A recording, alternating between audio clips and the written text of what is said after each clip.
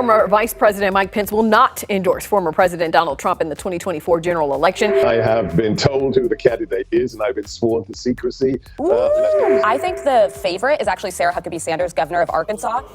It's a friend of mine, and it's somebody that nobody is talking about. If Nikki Haley agreed to be his vice president, I would not support that ticket. And I'm a little fearful she would do it because I know Jared and Ivanka have pushed that. And in June of 2020, Trump asked me in the Oval Office if he should replace Mike Pence with Nikki Haley. So I know he thinks she's very qualified. Why would she want to be Trump's VP? Why would anybody want to be Trump's VP? It just looks like a fast track straight into a brick wall. Here's the thing, and this is for anyone who is his VP. It is only to get through the election. When the election is over and if he won by some measure, he would kick her out because he doesn't need a VP. And so when he becomes dictator, it's, Putin doesn't have a second in charge. So it would only be for the sake of the election. So whoever does that, I mean, I just have a hard time with all the things that he's saying about, I'm going to put, people who are against me, I'm going to put them in jail, I'm going to do this. I mean, all the stuff he's talking about.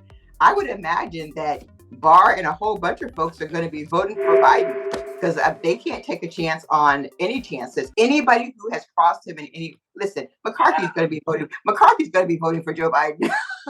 They're all going to vote for Joe Biden. They're all going to say, well, if Trump's the nominee, we support him. And then they're going to go into that booth and they're going to mark Joe Biden to save their own nuts. Yeah, you'll have to. They have to do this to get through. And then when he's no longer there, then they don't have his base to have to deal with because the base will go with them.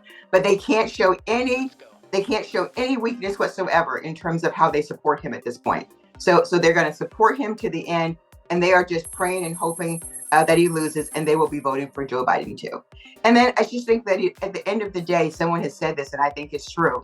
We're complaining, not me. They're all complaining about Biden's age. And, he may be old, but he's smart. He's got a good team. And then you have pure, unadulterated evil over here. What are you going to do? So one day, I just hope to have a conversation with these people who say, I'm going to support Trump or Biden is too old. I just don't even know what it has to do with anything. As long as the work is getting done and we know who's doing the work, this is the time. We are in one of these moments that is such a critical, important moment. I don't want to see anything mess it up because we are so close. We are so close to losing everything that we know. And any Republican who doesn't know that, they obviously are so power hungry that they can't see the forest for the trees. And that really frightens me because I know we can't be the only ones who understand that life as we know it could change.